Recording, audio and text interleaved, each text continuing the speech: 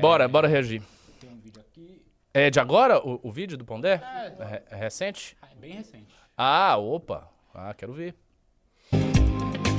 Uma força política jovem que rejeita a defensiva e ocupa espaços tradicionais da esquerda. É assim que o filósofo e escritor Luiz Felipe Pondé enxerga o MBL e a criação do partido Missão, partido que tem como pré-candidato a... Volta o que ela falou. Não entendi. Curioso o que ela tá dizendo. O filósofo e escritor Luiz Felipe Pondé enxerga o MBL e a criação do partido Missão. Antes. Uma força política jovem que rejeita a defensiva e ocupa espaços tradicionais da esquerda. É assim que o filósofo e escritor... Segundo É ela. isso aí. Nossa. Talvez a arte, intelectualidade, Valete, talvez seja isso. Bota aí, tô curioso. Luiz Felipe Pondé enxerga o MBL e a criação do partido Missão, partido que tem como pré-candidato à presidência Renan Santos. Na coluna Sem Dó, Pondé defende que o fôlego, justamente, de Renan Santos deve ser encarado com seriedade, de olho no longo prazo. Diga tudo, Pondé. Um dos fenômenos mais importantes dessas eleições de 2026 é o partido Ambição e a candidatura do Renan Santos. Antes de tudo porque é um candidato que não precisa olhar só para 2026, que é provável que não leve, mas sim olhar para 2030, ou quem sabe depois. É um candidato jovem, portanto tem fôlego. E tem algumas características da missão que, na realidade, nasceu do Movimento Brasil Livre, MBL, né? Que tem aí mais de 10 anos e que foi muito importante naquelas manifestações de 2015, por exemplo, contra a Dilma Rousseff, a favor do impeachment, né? No primeiro momento, na primeira eleição do Bolsonaro, aderiu ao Bolsonaro, logo depois rompeu com o Bolsonaro, né? E há uma característica, um detalhe que estava presente já no discurso do MBL, quando ele era, entre aspas, só MBL, né?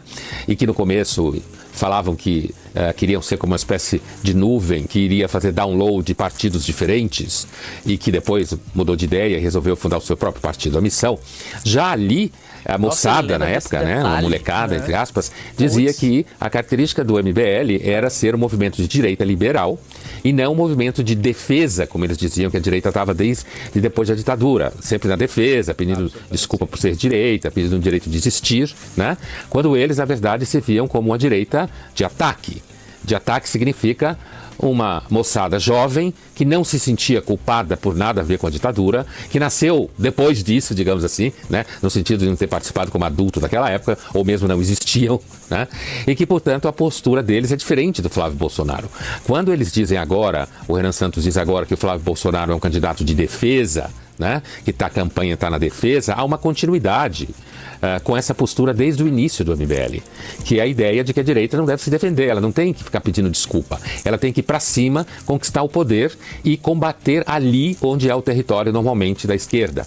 Os jovens, na universidade, nas redes sociais e que, portanto, é um partido que tem fôlego. Renan Santos, Kim Kataguiri e outros têm fôlego porque são jovens.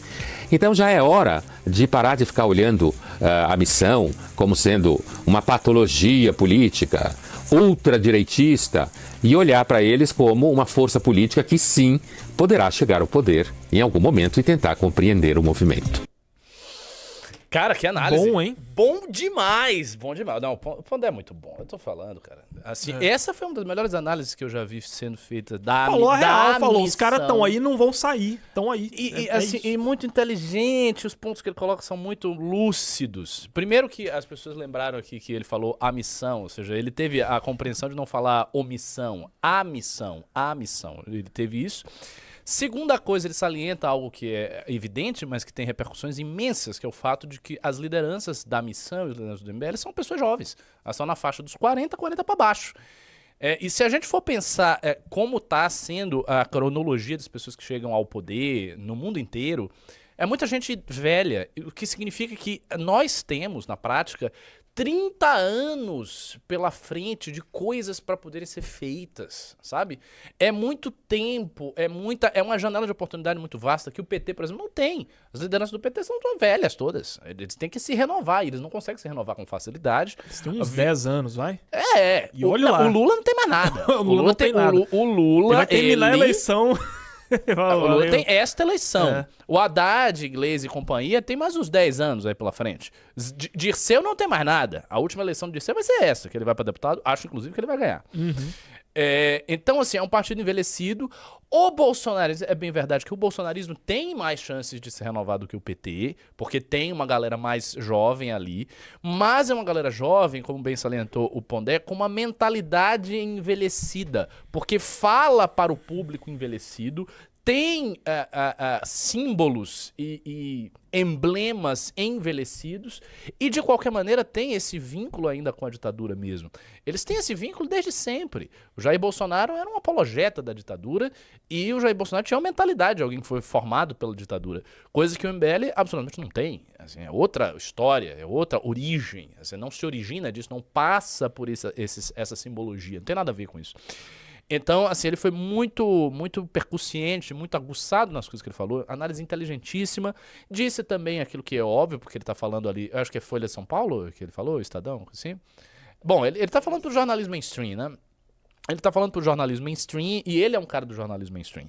Pondé escreveu durante muito tempo para a Folha de São Paulo, um cara do jornalismo mainstream, e uma das coisas que da o jornalismo... academia também, né? Da academia, da PUC, muito PUC. reconhecido de filosofia, né? Sociologia. Uma das coisas que o jornalismo mainstream e a academia fazem com qualquer movimento de direita é não compreendê-los.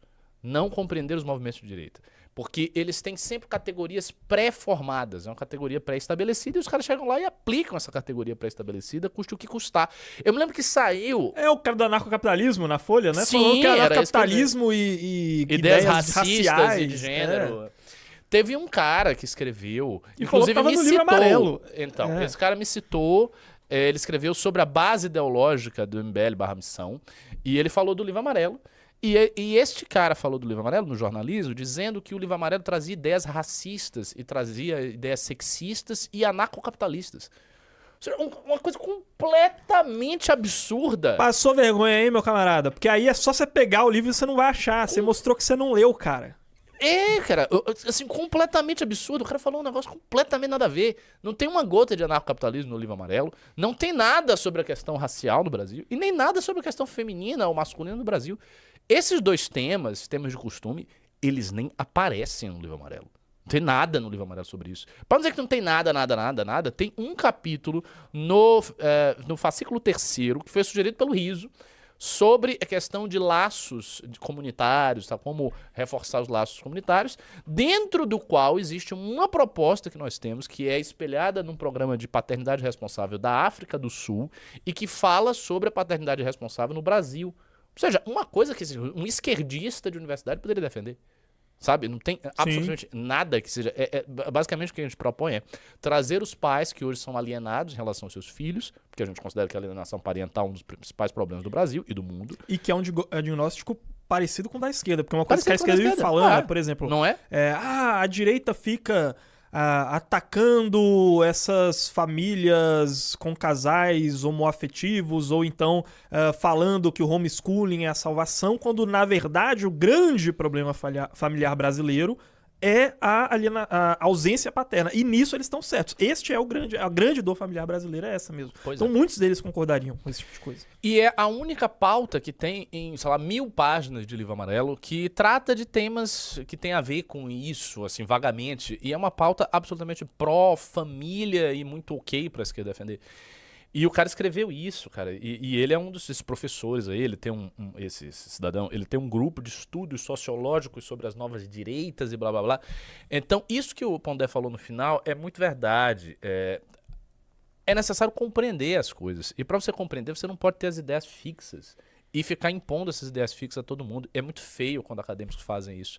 Eu me lembro, na época do impeachment, um amigo meu que era do MBL na época, foi um dos fundadores do MBL junto comigo, ele estava tendo aulas de antropologia, e ele tinha um professor de antropologia, que esse professor de antropologia era titular, era importante e tal. Só que ele estava assim, conhecendo o MBL, estava surgindo aquelas manifestações. E esse cara tinha tese, que ele veiculava para os seus alunos, de que o MBL era um braço, essa vocês vão dar risada, de Edir Macedo. Putz, que isso. É isso.